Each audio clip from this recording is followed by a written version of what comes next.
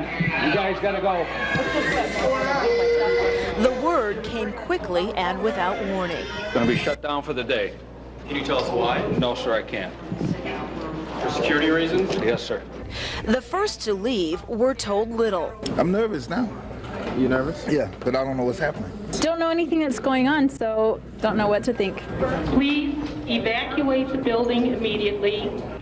A formal announcement over the building's PA system sent 24 children from an on-site daycare scurrying to safety at a nearby hotel. We're taking all the kids next door. We'll call the parents. They can come and take their kids home at that time. An anonymous phone call to a Rochester hospital just minutes before warned police that Rochester may follow Oklahoma City. What'd they say? What they say? That supposedly there's a device inside the building set to go off.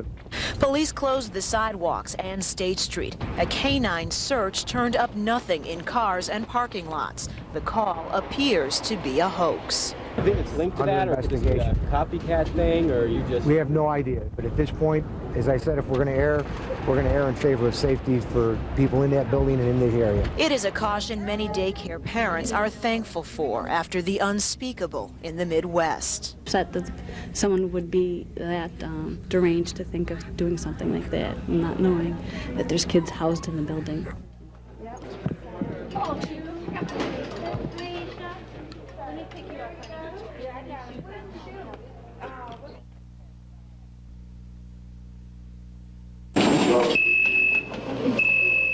It's the sound of security. Every day, every purse, every briefcase is x-rayed, and every person walks through a metal detector to enter the federal building.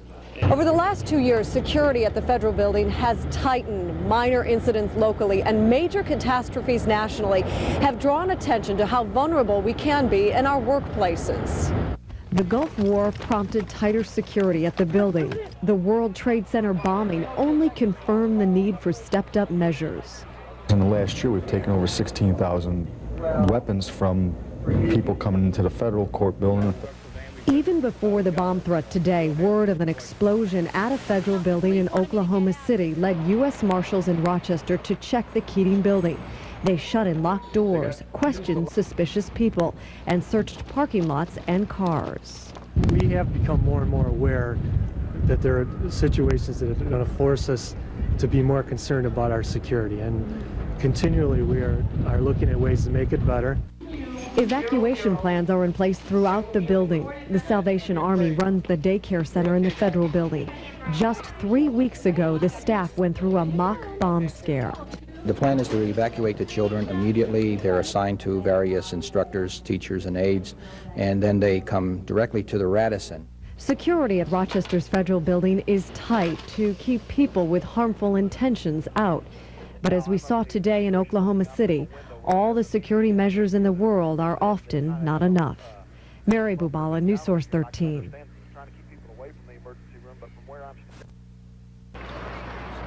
Thousands head to the War Memorial for every Amherst home game. But tonight, many fans were thinking about their safety instead of the upcoming game. It scares me. I mean, this is a great place to get rid of a lot of people at one time. And it concerned me. The news of the Oklahoma bombing hit home for Karen Braley and many fans. And when I came home tonight and watched on the news, it was like, it made me cry. It really did. It's just a terrible, awful thing. They could bomb any building at any time, so we're all in jeopardy of our safety. Safety has many wondering if more security measures are needed. The federal building has metal detectors and guards, but many others, like the War Memorial, do not. I have no problem even coming to a hockey game. They have to go through a metal detector. If anything, I would prefer it because it would make me feel more safe and secure. But Professor Dick Fry, who lectures on terrorism, says those reactions are exactly what terrorists want. They seek to cause the society in general to become so frightened that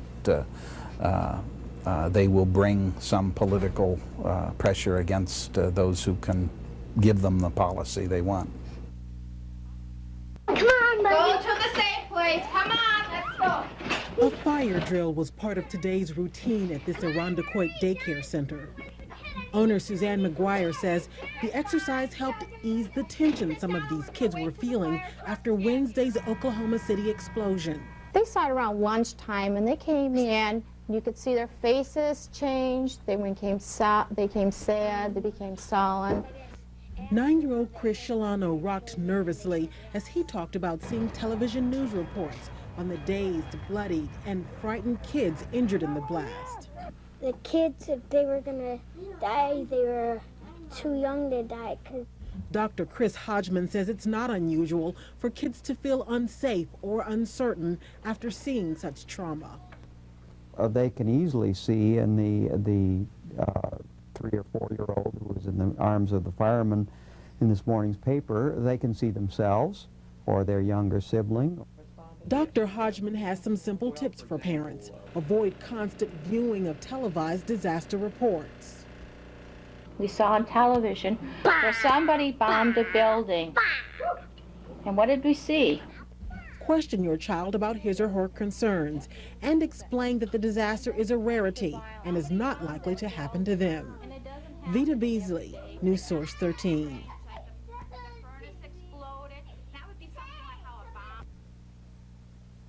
But the building is closed this afternoon, and we're not sure about tomorrow. For the second time in 2 days, an anonymous call has emptied Rochester's Federal Building. This time, the threat came from Buffalo. The caller said plastic explosive devices had already been planted inside of the Federal buildings in Buffalo and Rochester and were set to detonate together at precisely 4 o'clock this afternoon. We can't be too careful of any of these. I mean, the evidence is already shown. We've already had one building that was in Oklahoma, and we don't know if there's going to be another, when is there's going to be another one, who there's going to be another one. We'll treat them all the same. Yesterday, police dogs were brought in to search the building's 6 floors. That did not happen today, not because police believed the call was a hoax, which it was, but because security has been so tight ever since that police believe no one had the opportunity to get inside. Still, many returned to work this morning and to daycare reluctantly. I feel very uneasy today, but they're here one day a week, and I don't have an option today. I have a job to do here. I treat patients. That's always been of primary importance, and you just sort of have to deal with that. You just sort of have to work around it and live with it. Throughout the day, security guards search parking lots and cars. Out front, the flag flies at half-staff. But the bomb threats here link Rochester to yesterday's tragedy more than anything else. You know, I was putting my stuff on the scanner when it went through this morning, and you can see the look on everybody's faces. It's definitely not something that's going to be easily forgotten here. Yeah, now, you see, now the idea is that it may not even been the Middle East. It could have been because they had it could have been the Kodak gang. You know, no, because I think they had the Koresh a couple years ago. It's the lunch hour downtown. On a sunny day like today, the talk is usually about the weather, but instead the conversation centered on the Oklahoma explosion. We're more concerned about the whole picture with the bombing in Oklahoma City and the relationship of ours, that we had a bomb scare yesterday, that we're not all that protected as they think we are. I think it's an awful thing, but the trouble of it is we're all vulnerable. We don't know where they're going to strike next. If people aren't talking about the explosion, they're reading about it. It's making headlines across America, and keeping newspapers stocked has been a problem at Worldwide News. The papers throughout most of the other out-of-town newspapers have been selling fairly well today. I mean, people, usually in incidences like this, the O.J. murder case, the papers sell out considerably well. Dr. Grady Bray spent his day a lot like you and me, catching a glimpse of the Oklahoma destruction on TV. Tomorrow will be different. He'll be seeing the destruction in person. Dr. Bray works in crisis management, and he's on his way to help. Are you prepared? That's a tough question. For me, the hardest part's always the children. Those are tough, and there are times when I talk with people and then go out afterwards and sit and just cry. Many of the people you see here have been trained in crisis intervention by Dr. Bray. He's working with FEMA, the Federal Emergency Management Agency. The doctor will be helping set up a makeshift morgue once most of the bodies are pulled from the rubble. He says workers are surviving tonight on 2 things: adrenaline and hope. They need to eat, they need to drink, because people will push themselves far beyond what most of us think of as normally possible. If there's the slightest chance of a child or an adult or an older person, anyone at all still being alive. Tonight, the bags are packed, the truck is loaded, and Dr. Bray is ready. He's been training with the government 15 years for this day. He says we could be seeing haunting images like this in the months and years to come. The faces will be different, the places will change, but the message is the same. The U.S. is not immune from terrorism. Now we have lived with the whirlwind, so to speak, that we always thought we were immune to. And it's here, and it is not going away.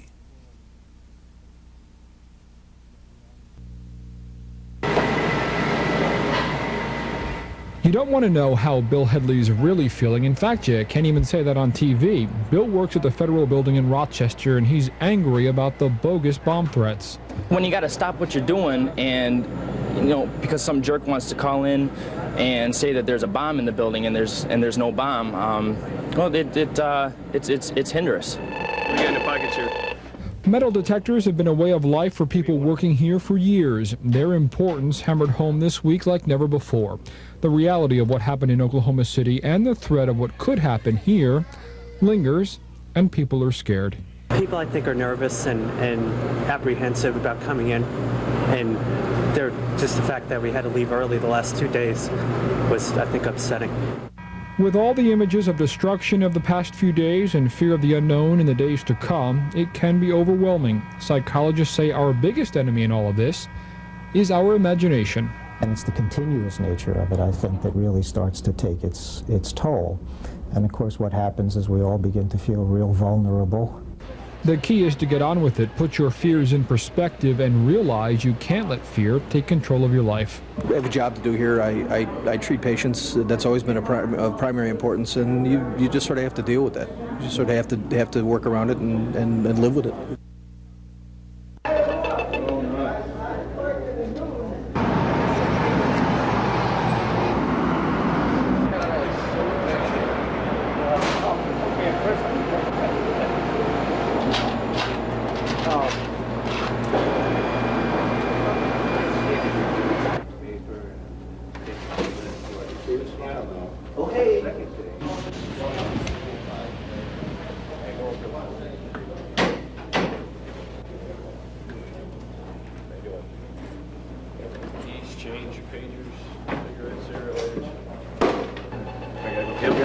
Every time you leave the building. You're kidding. Every time you walk out of the building. How do I know you didn't go out to your car and put a shotgun in your pants? Yeah. Yeah. 911 center. No one knows when disaster will strike, but the first to learn of it, Monroe County 911 operators are the most equipped to help. The aid of literally thousands lie at their fingertips.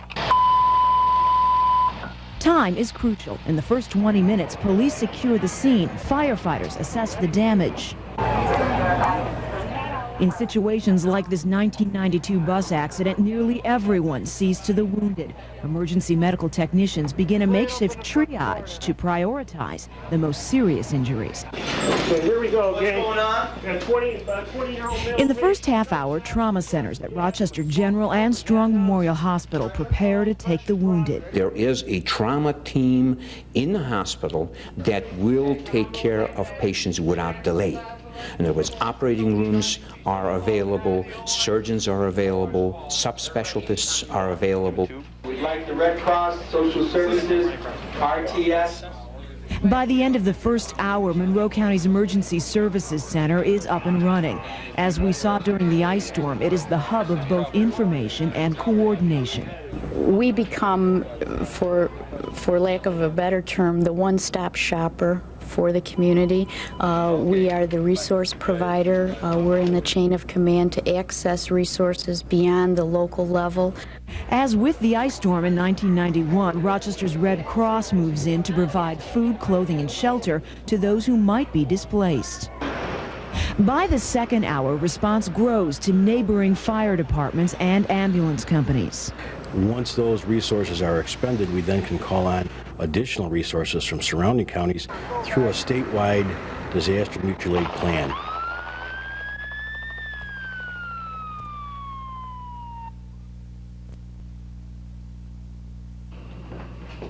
Jerry Loper started the Citizens Militia Chemung Division 6 months ago. He calls it a patriotic group.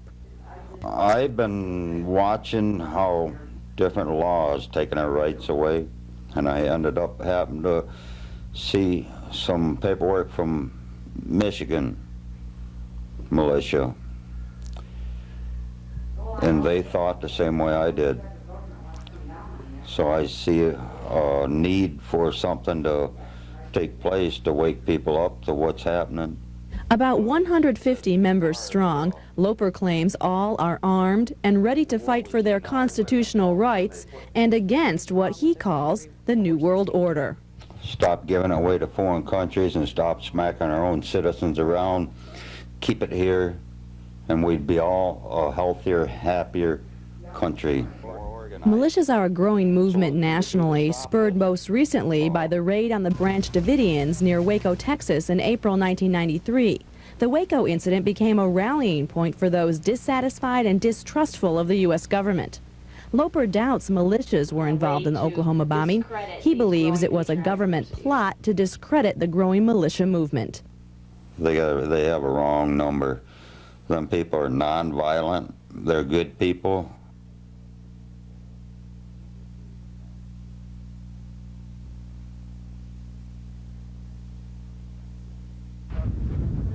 FBI agents spent several hours this evening searching the home of Timothy McVeigh's father.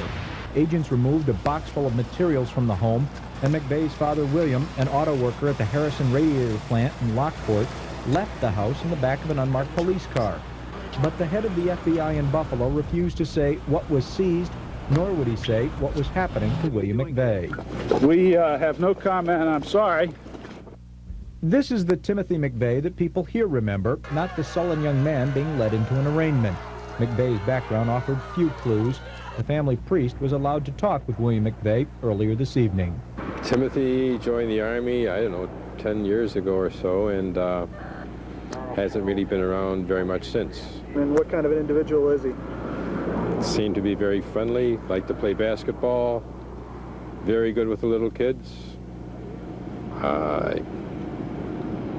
Did well in school, as I can remember. Before joining the Army, Timothy McVeigh worked for a Buffalo security firm. He was assigned as a guard at the CalSpan testing lab in nearby Cheektowaga. State police had to direct traffic on Route 270 in front of the McVeigh's home tonight. The local connection to the national tragedy drew the curious from as far as 25 miles away. I never thought that it would be relative to what's going on in Oklahoma. Never. Oh, but McVeigh's neighbors see it differently. When I heard about it, I was sorry to say it was from our town. That it was somebody would do something like that. That's nothing to be proud of, that's for sure. Amid the shock and embarrassment are the unanswered questions. How could a kid from rural Niagara County end up in the middle of all of this? In Pendleton, Jim Redmond, News Source 13.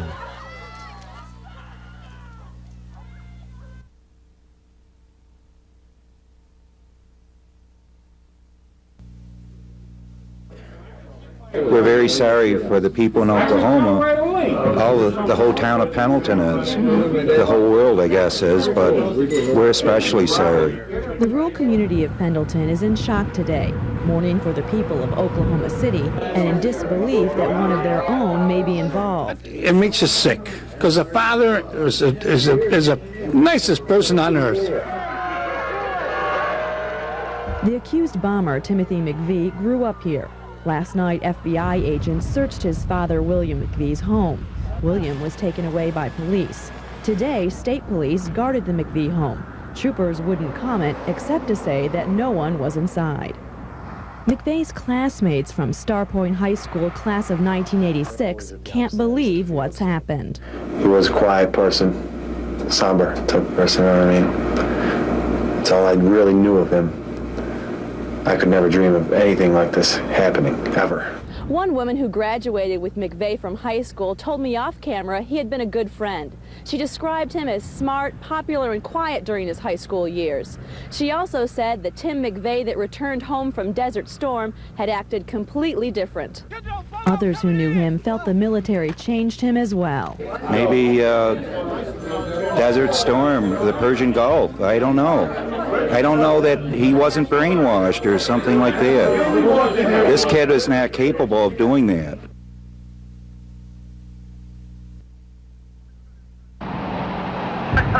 Road for a now reported explosion with 2 people hurt on the roof.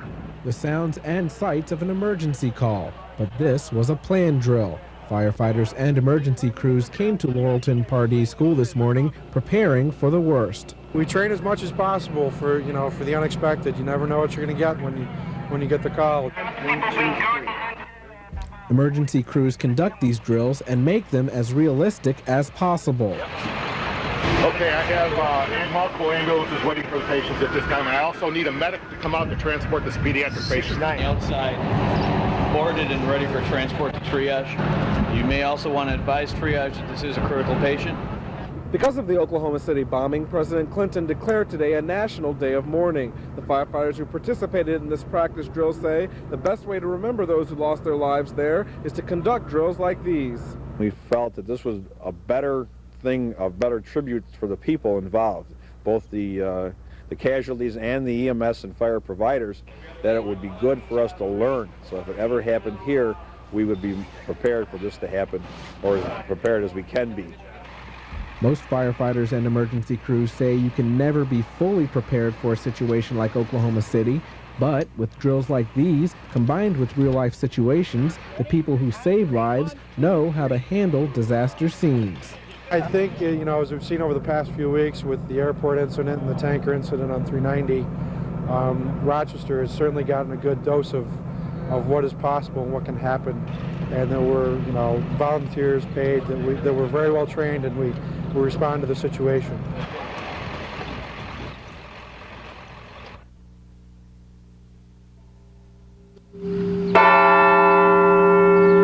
Rochester joined the country, remembering the victims and their families in Oklahoma. Some churches rang bells in remembrance. Flags flew at half-staff. Others prayed. Sometimes it's not quite so easy to forgive. Reverend Murrah McJunkin of Asbury United Methodist spoke about forgiveness today, something he knew would be difficult for people to hear. And perhaps now more than ever we need to begin to focus on that. Let us take time even now to bow our heads in silent prayer for those families and for those lives and for even those perpetrators. But some people didn't want to be reminded. Kristen Galusha Wild spent the afternoon with friends on Park Avenue. She works in the Rochester Federal Building. What happened in Oklahoma was just a little too close to home. As far as today goes, I've been thinking about it every day. At this point, I'm just trying to forget about it. Kristen says local federal building employees, evacuated twice last week in bomb scares, wanted to help their Oklahoma counterparts. They made a group donation to the American Red Cross. Oh, you do? It was especially upsetting for us.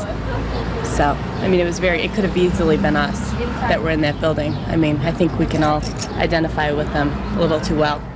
But even in the wake of such a horrific tragedy, there is an innocence and a hope for the future. Suzanne Barr, News Source 13.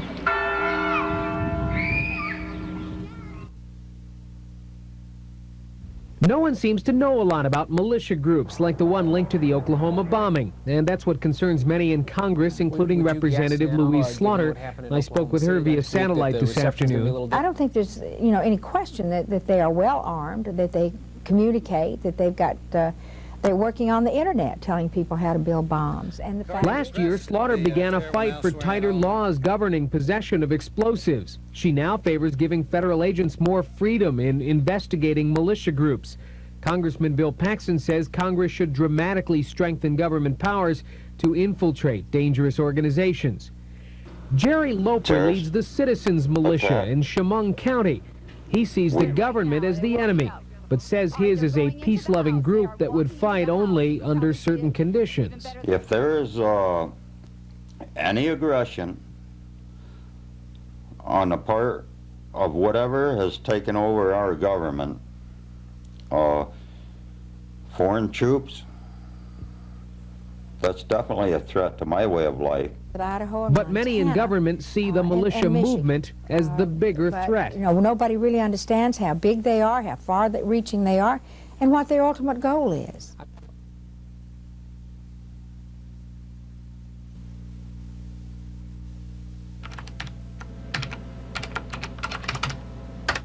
Across the country tonight,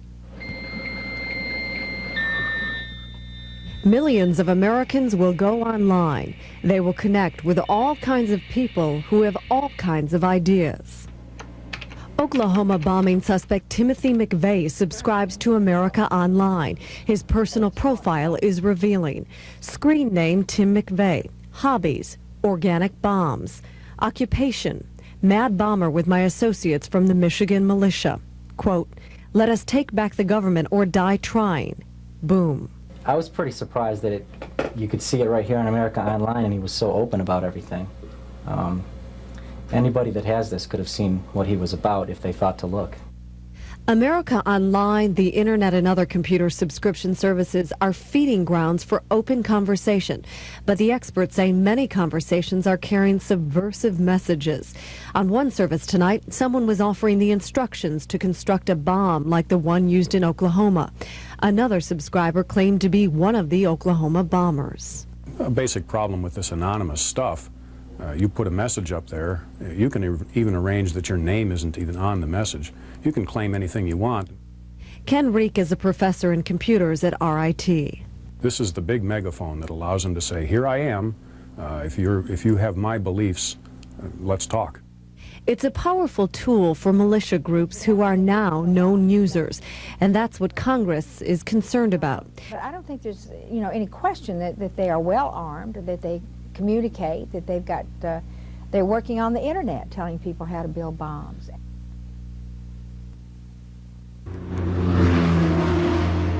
Pendleton, population 5,000, has been inundated by the media since last Friday.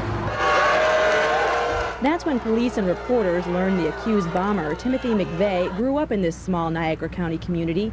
McVeigh's family still lives in town. Today, his younger sister Jennifer was in the spotlight.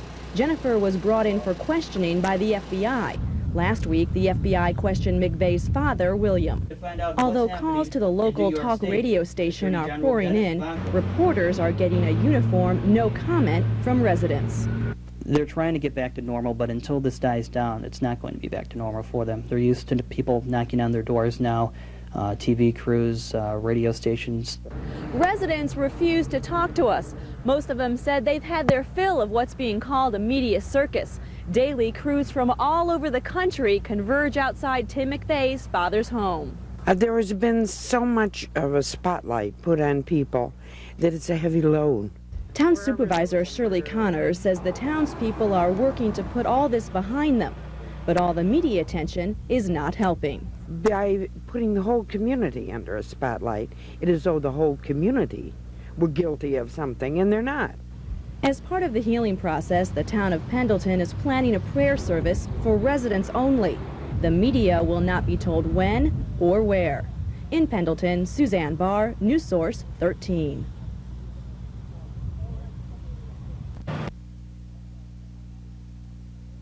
I'll tell you, we need some real handfuls. We need 10 steps. Imagine going in at first to rescue people, but finding few victims left alive. Imagine the emotional toll of bringing the bodies out of this shaky shell of a building. I've never seen a disaster quite like this one, comparing you to air crashes and earthquakes and floods. Helping rescuers deal with a range of emotions is the job of Dr. Grady Bray, a psychologist from Penn Yan. It's emotionally draining. You go from hope to almost despair. It's difficult in the area, and people are working long hours, 12, 14 hours. Different people deal with death in different ways. Many of the searchers here have done this awful work before, but in Oklahoma City, there are so many children So many innocent victims and so many questions about why they had to die. It is not something one deals with alone. Never seen anything of this magnitude, nor the magnitude of the people here in the community. They have provided us with food, they provided us with assistance. Anything we say we need, basically they respond.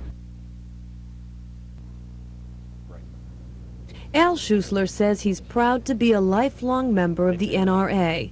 He's also president of the Genesee Conservation League, a private sportsman organization. The 1,500 members of that group shoot for target practice or to prepare for the hunting season. Bottom line, no matter what group it is, irregardless of militia or any, if they're following the letter of the law, you know, they pose no problem. Schuessler says you won't find a more safety-conscious organization than his, but still he says he worries about the backlash groups like his face every time there's a tragedy like the Oklahoma bombing. Schuessler says guns aren't an issue here. And we're hoping to keep this, you know, a non-issue. It was a bomb, not a gun. But there are some elected officials who will take any excuse, basically, to run with something that will turn it into an anti-gun issue. Congresswoman Louise Slaughter believes guns are an issue in the Oklahoma bombing. In this recent satellite interview, she talked about her concerns about the growing number of paramilitary groups in our country, and she stated her reasons for supporting tougher gun laws. We have more gun deaths, more gun accidents than any other civilized country on the face of the earth. But Al Schuessler says tougher gun legislation isn't the answer here. His hope is that Congress will think long and hard before passing any laws that could end up taking away rights from those who abide by the rules. Patrice Walsh, News Source 13.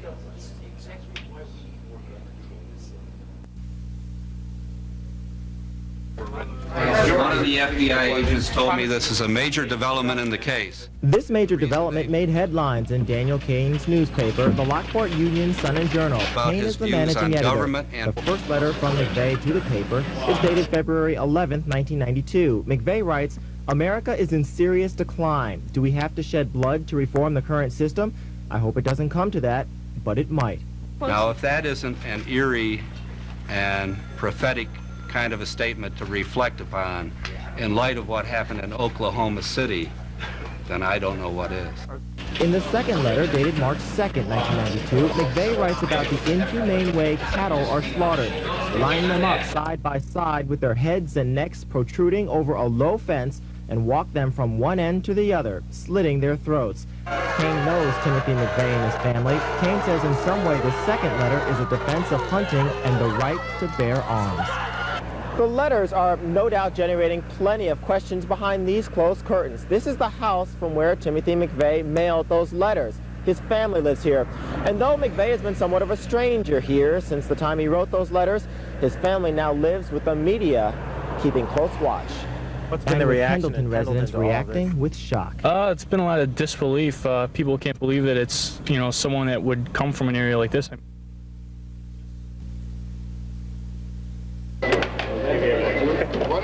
Dave and Ellen Merrill were heading to the Small Business Administration this morning when they entered the federal building. But not before they passed through a security check that is more intense now than ever before. It doesn't bother me going through the security. I think it's probably a good idea. I think it's a sad statement that it has to be done. While federal police focused on security, other federal employees are thinking of their counterparts in Oklahoma. Christian Galusha Wild is a staffer in Congresswoman Louise Slaughter's office. She has collected over $900 from workers throughout the building. The money will go to the Red Cross to help victims of the bombing. I think people were very unnerved and feeling like it very easily could have been them and could very easily identify with the victims and really felt like they wanted to do something. We put together a letter to go to the people in Oklahoma City. In another part of town, tiny blue bows symbolize thoughts of the bombing victims. Why they have to do it to the people that was innocent. This group of second graders at school number 7 is sending a letter to kids in an Oklahoma City school as a way of reaching out to let kids in Oklahoma know they are not alone. Vita Beasley, News Source 13.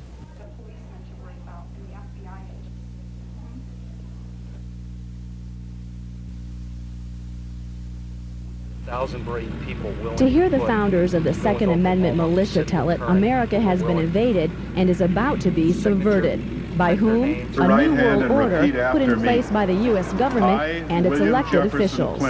The reason for the Second Amendment is so that people have not only the right, but the duty to defend themselves from a potentially tyrannical government. Gil Rogers is a salesman. Mike Berg is a financial planner. Together they founded the Second Amendment militia, named after the constitutional right to bear arms.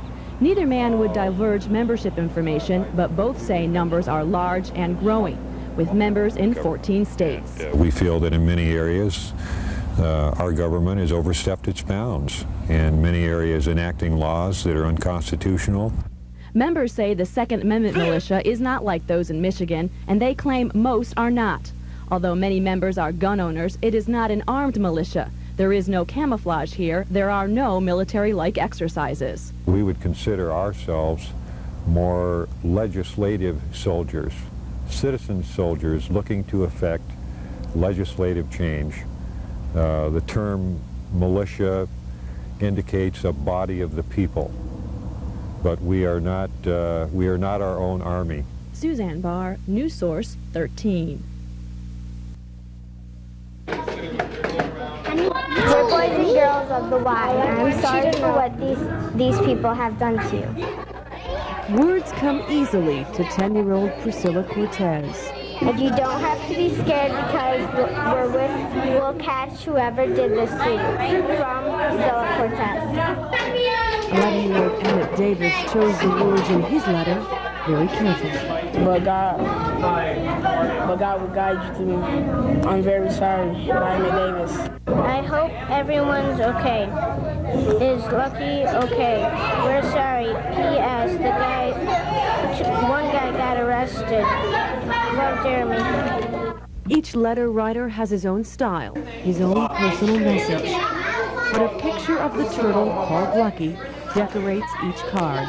Lucky is the name rescue workers in Oklahoma City gave to the turtle at the YMCA daycare center that survived the blast. We are thinking about them, and I wanted our kids to have an opportunity to do something, because some of them were kind of nervous about the whole thing, and let them know, hey, there's things you can do.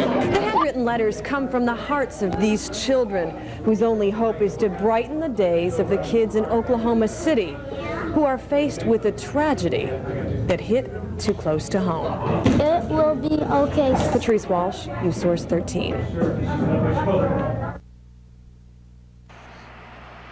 Dr. David Wolf is pastor at the Gates Baptist Temple. He says members of his congregation and outsiders formed the New York State militia about a year ago, but he strongly condemns the bombing in Oklahoma City.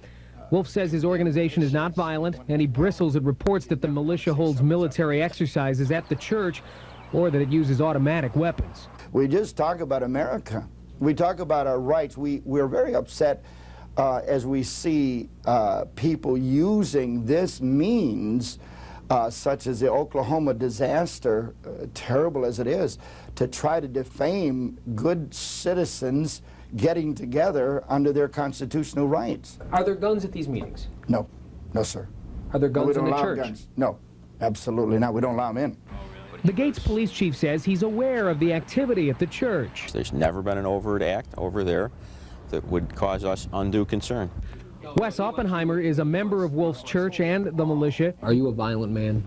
No. Or a gun-toting man? No, I believe in the right that we have the right to bear arms, certainly. But I am not a person that walks up and down the street toting a gun. Wolf believes the Constitution supports his militia, and he says it's all done within the law. They call it well-regulated, meaning disciplined, but unorganized. You can come if you want, and you can stay away if you want. Wolf plans to talk about his militia with 3WG radio host Charlie Schiano next week. Doug Embledge, News Source 13. Well, you never want to say somebody's out to get you. World, and I need one person to show me where Oklahoma is. Kyle? Time was Oklahoma was simply part of geography class, but outside Jefferson Avenue Elementary School, the flag flies at half-staff. Inside, life's lessons, tragic and real, are now part of school's lessons. Tell me how you felt when you first heard the news. I wish that everybody could have gotten out safely. It makes us feel really sad, and we just wanted to do something positive toward it. These days, the children rush home from school to raise money for other children who have lost so much. Dana is just in kindergarten. Instead of playing outside with her sister Sarah, the two do chores. An important part of this plan is to earn the money themselves. If you just walk up, hey Mom and Dad, can I have a couple bucks? It's different than if you really work hard, because when you work hard to get money for other people, it's kind of, you know, showing that you care. Zach went door to door helping neighbors to earn money. Katie donated all $10 of a birthday check. In making a difference for others, these children are doing the same for themselves. I see a transformation because instead of talking about the tragedy and talking about their fears, they're building and planning. I just feel glad that we're helping other kids helping other kids. This morning, American Red Cross volunteers from Rochester headed to Oklahoma. Dr. Daniel Brodia and Mary Corlett will be doing what they can to help relief efforts. Mary will serve as a volunteer staffing officer. The doctor, who is a psychologist, will counsel rescuers and family members. I hope I'm going to be able to relieve some of the anguish, some of the despair. Many Rochesterians are helping out by giving of themselves. The Red Cross in Rochester says local blood donations are up, but the need continues, both for blood and donations to the Disaster Relief Fund. I'm gonna get that. People of all ages were bargain hunting for the relief effort in Carrington. The Fairport Welcome Wagon's annual charity garage sale will benefit the people of Oklahoma City. I think it's touched everybody's lives. I grew up as a teacher, and the children especially, and I think support is the only thing you can offer under the circumstances. Hi, how you doing? Annette Young organized the sale. She felt the need to do something tangible. Annette is a native of Oklahoma. Her uncle is the governor. Since the bombing, Annette feels we all have relatives in Oklahoma. And it would be a really nice gesture, and to let everybody know that they have, to let my uncle and everybody in Oklahoma know that they have family here, and family also in the sense that Rochester cares and that they're praying for them and thinking of them back home.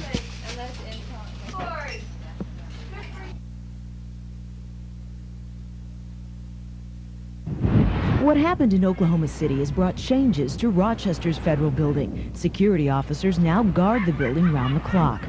But the most notable change is in the faces of the people who work here. People have been talking and wondering if this is the place we want to work.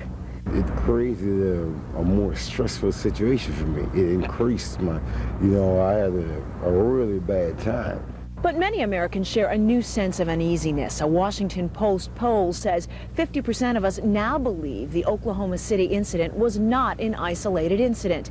And yesterday, the FBI reinforced some of our worst fears, saying John Doe number 2, who is still at large, could strike again. Before last week, few would have thought life in our community would ever be interrupted by terrorism.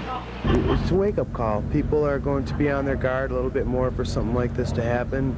To me, with everything that's going on in the streets, it's just as much terrorism as that bombing was in Oklahoma. Larry Cecil is MCC's terrorism expert. He says a second terrorist attack is unlikely. I think we have more reasons to be concerned about day-to-day crime and the day-to-day, how do we want to phrase it, declining respect for life than John Doe number 2. Gathering today, Rochester's labor leaders believe that Oklahoma teaches us how vulnerable workers are.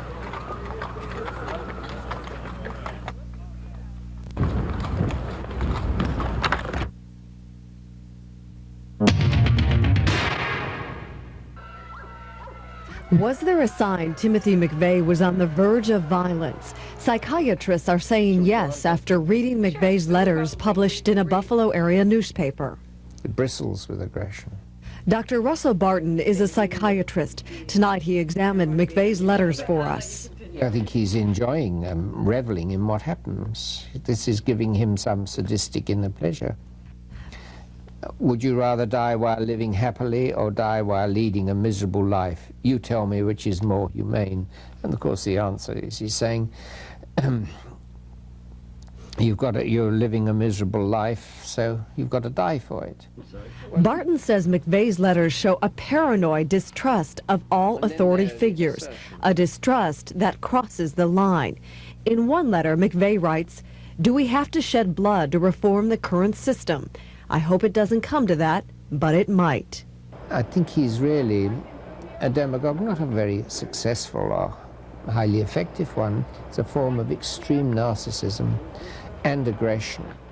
Barton says alarms go off in his mind when he reads into the mind of Timothy McVeigh, but he says it is still difficult to know for certain when an angry, aggressive person will go over the edge. In spite of all our knowledge and our tests and our psychological techniques, you still can't tell who will actually do it.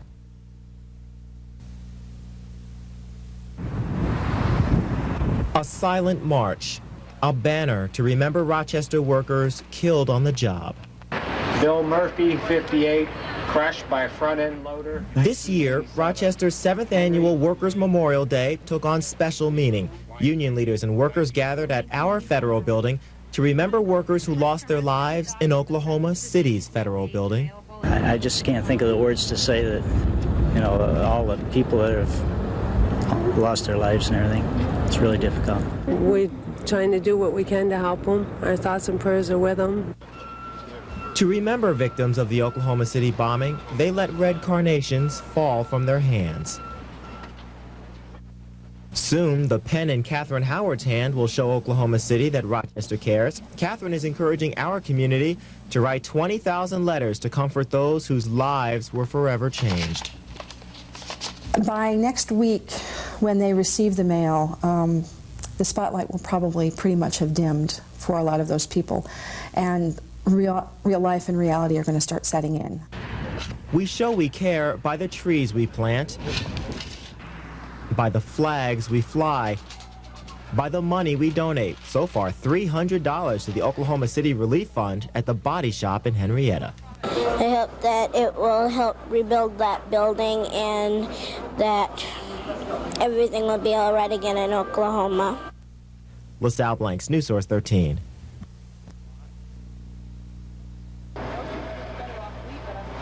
At times, the video has been tough to watch. The small children, the nameless heroes, the look of despair. And if it's difficult to watch on TV, imagine being there.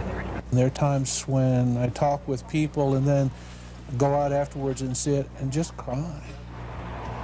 That was Grady Bray, a disaster specialist who left Penn Yan last week for Oklahoma. Patricia Smith is a Red Cross volunteer from Rochester. She's been in Oklahoma for about a week.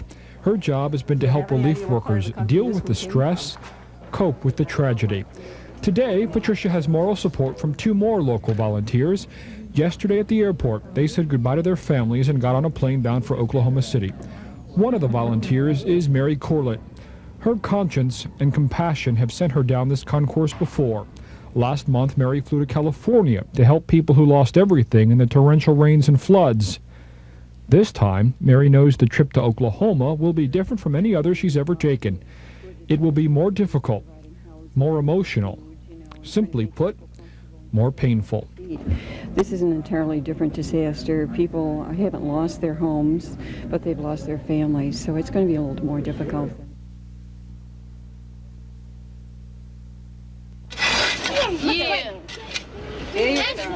Many children don't understand the what or why, but they know it's important to remember. All around.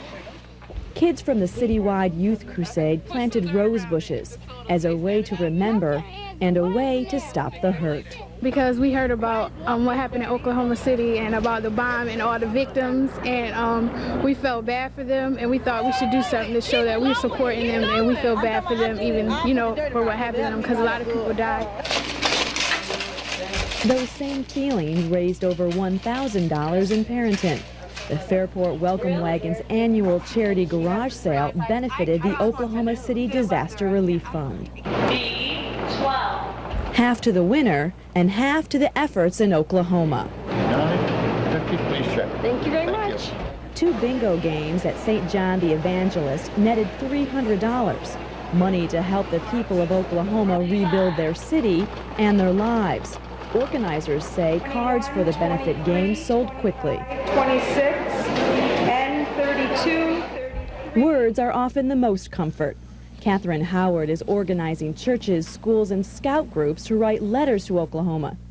Even though the disaster occurred thousands of miles away, many Rochesterians feel connected. They're doing what they can, showing that Rochester cares.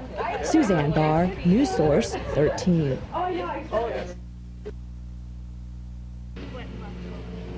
Joe Randazzo is just 11 years old. He saw the damage from the Oklahoma City bombing and wanted to help. Because I couldn't go out there and help them to do it, so what I could do was build something to let them know that we care. Joe's memorial started with a flower bed and a sign. It's turned into a way for everyone to show support. A lady came up from Brighton and she gave him a note and said, "There should be more kids like you in the world. Never change. We love you, Brighton residents." That letter came with flowers, and more followed, all with messages and prayers for the victims. Joe says he'll light these candles and water the flowers until the healing is done. Meanwhile, while Joe continues to do his part to remember the victims in Oklahoma City, a huge letter-writing campaign in Rochester is still going strong. Writing stations are being set up all over town, including one here at the First Unitarian Church. Beth Sloboda helped organize the letter writing here. She knows from personal experience how they can help the healing process. I know how important letters were to me when I lost my father. And I do still read some of them, and he's been gone 2 years. To have that actual letter or actual card from someone who cared enough to sit down and write to me, it would be very important. A child builds a memorial garden. People write and send letters of support. 2 more ways that show Rochester cares. Gary Carter, News Source 13. Outside tonight, there's talk the Federal Building may be too unstable for the search for more bodies to continue. Dr. Daniel Broida is from Rochester. He's a mental health volunteer with the Red Cross. He hopes that's not true, because that would be another disaster in and of itself. That's awful. It's not good news for the folks that are waiting here patiently to start their healing by learning the facts of their loved one's death. Most sad. I hope it's not true. Broida is one of 3 volunteers from Rochester who've flown out to Oklahoma City to help. Patricia Smith has been there since Tuesday. The smiles are wearing thin, but she says people are finding comfort knowing that other people care. Everything is delayed. Everyone's tired. It's an extreme example of the human spirit, but they have done a wonderful job, and Oklahoma can be proud of the way they've responded to their people. It has been 11 days since the bomb rocked Oklahoma and shook much of the nation. The images of people in pain are still there, and they probably won't be going away anytime soon, especially knowing that some bodies may never be recovered. That's why Rochester's Mary Corlett is in Oklahoma tonight. She came to do whatever she can to help comfort the strangers who've touched her heart. The people are getting very, very depressed because it's been going on, for some time now. We spend a lot of time talking with people, interfacing with people, trying to encourage them. I have a pretty positive attitude myself, and I hope that I can convey that to someone else. We're here to help.